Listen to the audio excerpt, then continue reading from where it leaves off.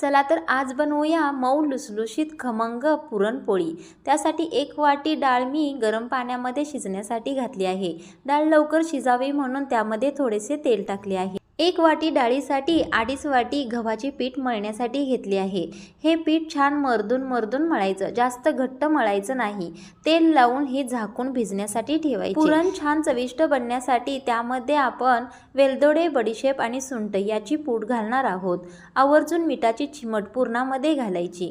त्यानंतर 1 वाटी डाळीसाठी 1.5 वाटी गूळ किसून बारीक करून घातला आहे। डाळीमधील गुळाचे पाणी पूर्ण आटवून घ्यायचे आणि चाळणीवर पुरण बारीक करून घ्यायचे। पोळी छान मऊ लुसलुशीत बनण्यासाठी पुरण आणि कणिक दोन्हीही मऊ ठेवायचे। पोळी तयार करण्यासाठी जेवढी कणिक आपण घेतो त्याच्यापेक्षा जास्त पुरण त्या कणकीमध्ये घालायचे। व्हिडिओमध्ये दाखवल्याप्रमाणे तुम्ही पोळीचा गोळा भरू शकता। पुरणपोळी करताना हा गोळा भरता येणे अतिशय आवश्यक आहे।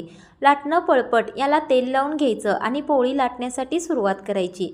गॅसवर मंद आचेवर तवा गरम करण्यासाठी ठेवला आहे।